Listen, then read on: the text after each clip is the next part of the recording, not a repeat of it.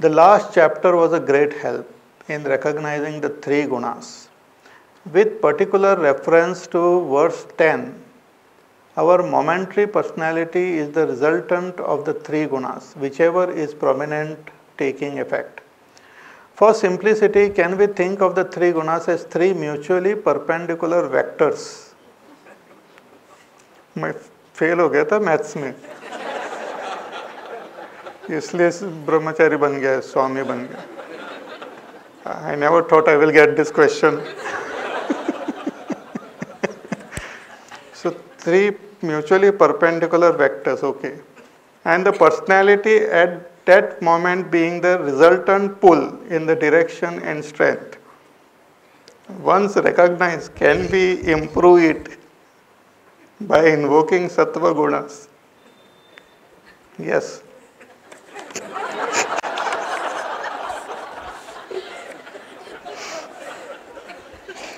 Yes बोलना अच्छा होता है actually. Because if you say no, you have to explain why no. Yes बोलने से no explanation. Yes. Really speaking, I did not understand this vector business. So, as I understand, thoda sa, these three gunas are mutually contradictory to each other actually. This is very interesting. These three gunas, sattva gun is opposed to rajogun and tamogun. Rajogun is opposed to tamogun and sattva gun. Tamogun is opposed to rajogun and sattva gun. They are like mutually contradictory. And they are all three are always there. Therefore, always there is some sort of tension in our mind, which is made up of these three gunas. Always there is tension.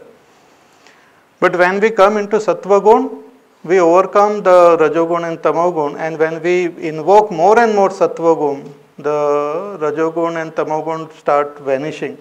And when pure sattva gun we reach, we can transcend that sattva gun also.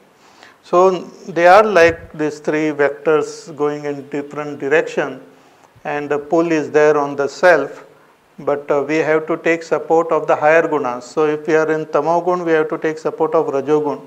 A person who is more lazy, very sleepy, lazy and all, should take help of rajogun, become more active, develop some more energy, power, passion and desires and all.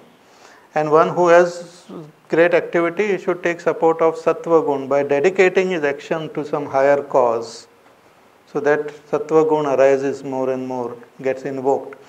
And once that sattva gun comes, through study of the scriptures, through meditation, we have to then make it more and more pure. And then in that pure state of sattva gun, when we are established in that I am consciousness, one can transcend the sattva gun also and get established in the self.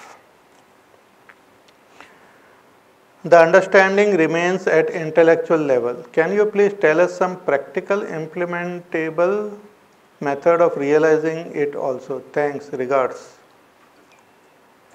This all I am saying is practical methods only, that you just hold on to one path. One is that knowledge and another is following. Therefore, the Bhagavad Gita concludes all chapter by saying Brahma Vidya and Yoga Shastra. Brahma Vidya is knowledge, theory, and Yoga Shastra is practice. Both these are mentioned in every chapter.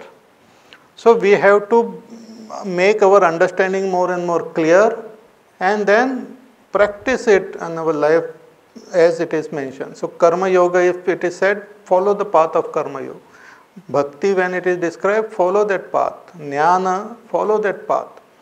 And then Dhyana, that also we have to follow. We have to follow this path in order to actually reach that state of enlightenment. Just remaining at the level of knowing it will not help. So practical guidance is given every now and then, but always we feel that it is not given. Even now I am saying that you just hold on to that your own self, I am, while doing whatever work you are doing. Just focus your attention on who you are and work. And when you are not having any work on anything, just sit silently and meditate on that, on your own being. This if you do for a long time, then slowly you will get the hang of it, and then one will gain that abidance in it. It will not come immediately. Even if you want to practice harmonium, it takes months together. So even to practice that, gaining that abidance in the self, it takes long time. It has to be done continuously, sincerely, with all faith. When we are in satsang or in company of the minded people, we are aware of our true self, but this awareness fizzles out after some time. Why it happens? Because you are losing the company of the minded people.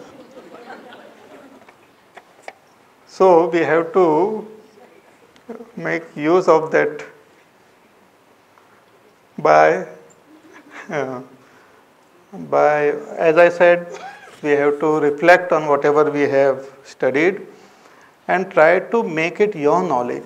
See, it is not that you have to study lot of books and all. Even one sentence or one idea, if it becomes yours, it will then be with you all the time. Even one idea. It doesn't.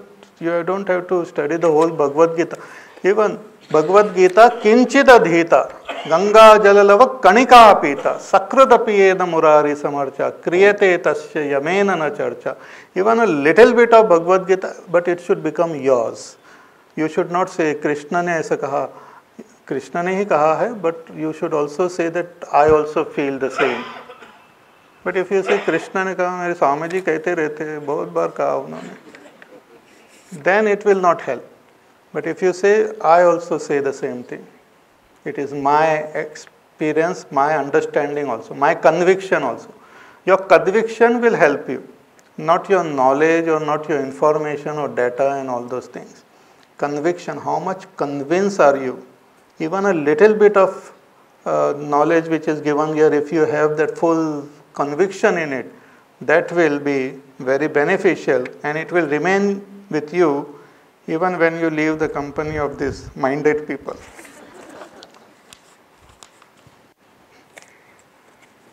Then, meditation takes me to sleeping state quite often. What could be done, Swamiji? Just see that you switch off the light and just have a comfortable this so that you sleep for a long time without problem. See, when we are meditating, sleep is one of the obstacles which comes. So it is said in the scriptures that when sleep comes, you remain alert. Alertness is required to overcome sleep. Alertness is required to overcome sleep. So you try to be alert. And also when we meditate, we should be totally refreshed and awake and all. When we get up at odd hours and we are half asleep and all, then we will fall asleep. So we should try to meditate when we are fully awake and alert. And also while meditating, try to remain as alert as possible. But even if sleep comes, it is not bad, it's an obstacle only. But you continue meditating constantly and slowly that sleep will also not come then. Because there are obstacles like distraction of the mind comes. Vikshep it is called. Vikshep, Kashaya and this Nidra and Rasaswad. 4 obstacles are there. So when we sit for meditation, Vikshep, disturbance of the mind. Then the another obstacle is all sorts of negative emotions and ideas, thoughts start coming. पुराने कहीं के कचर पटर चीजें आ जाती है. So that is called also kashaya. Then another obstacle in meditation is rasaswad. We start enjoying a particular state of the mind that we fail to transcend the mind. It is called rasaswad. We start enjoying it. And then we don't go ahead. That's also an obstacle. And nidra is also an obstacle. So when nidra comes, we should try to become more alert.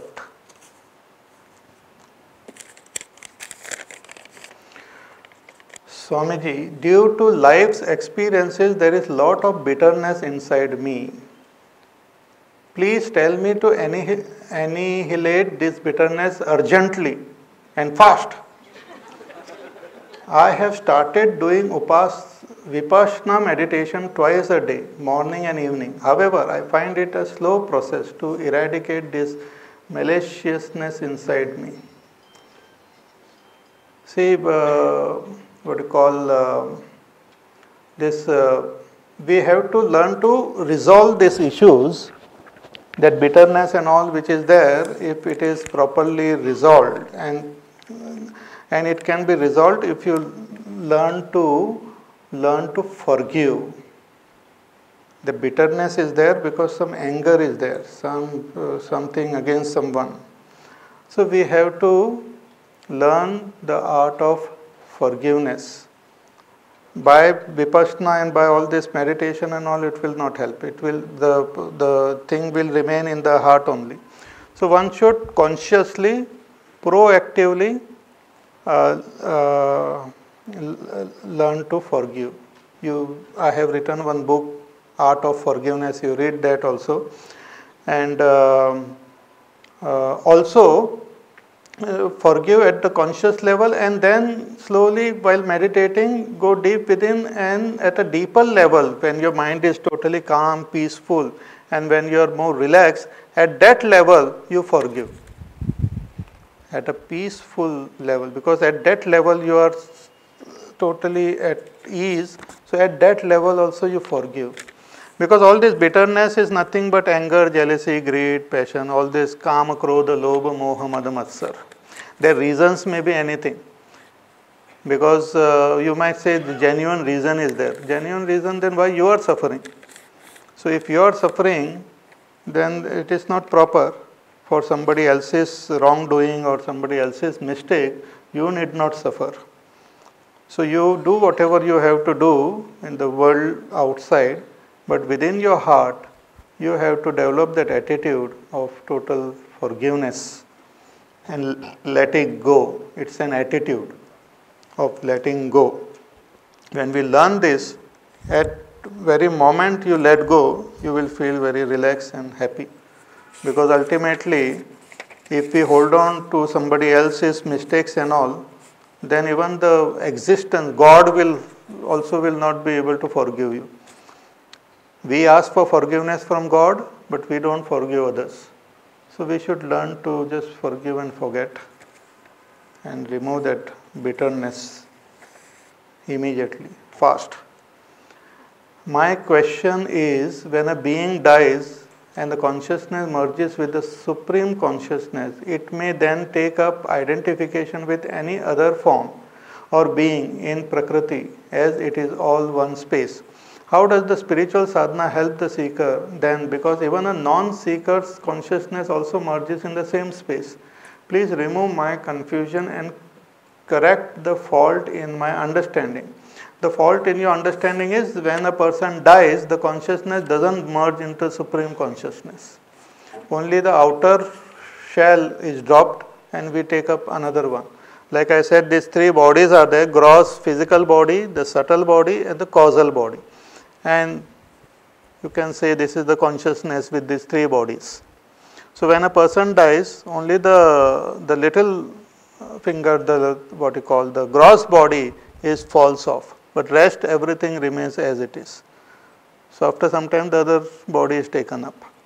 So the person remains same, only the bodies get changed. It's like the chip of your mobile. You remove it.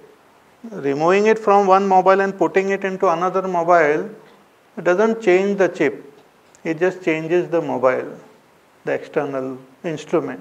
Sometimes you get a better instrument. That time the chip can be used more enhancedly useful. But sometimes you get a bad instrument. So different bodies are different instrument, and the jiva is like the chip which goes from one body to another. And when that jiva comes to recognize that I am that supreme consciousness, then all this samsara comes to an end. That is called moksha. Okay, so that is the complete all your questions. Now few announcement before I conclude.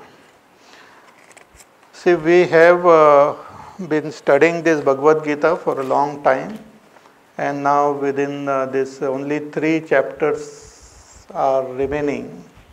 So it is a long journey we have had. The 3 chapters we will complete in 4 months. But that doesn't mean our study of the Bhagavad Gita come to an end. You can actually go through the same Bhagavad Gita again by listening to the CDs and all. It helps. And I have also downloaded some our talks of Bhagavad Gita on that Speaking Tree site. So many of you must be knowing that on Speaking Tree, you can go on that site and under my name, you can see all the 2nd chapter videos we have downloaded now. So you can listen to the pravachan there also. And then also your notes and all you can study. But there is one more very interesting program which recently we have, it has come up, and on this Guru Purnima day it will be functioning fully, and that is our Bhagavad Gita course. This just like we have Vedanta course, we have now started a Bhagavad Gita course. This is a correspondence course, either on the regular mail or email you can correspond, and in 30 lessons, the 18 chapters of Bhagavad Gita are covered in 30 lessons, and these 30 lessons will take 15 months. In 1 month, 2 lessons comes. So this is a very beautiful course which you can just do it at home along with your family members. The lessons come, you have to read the lessons, you have to discuss the lesson among your family members or your friends and all. And then you have to answer the questions which will be there at the end of the lesson. The lessons, small lessons, which you can read in one sitting, but you have to think about it and answer the lessons.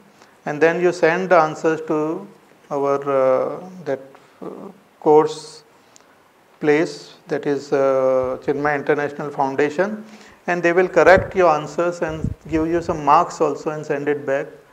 And if you have done something wrong, they will explain it to you also, and you can interact with the Brahmachari Swami who is there, who will be correcting your questions, answers and all.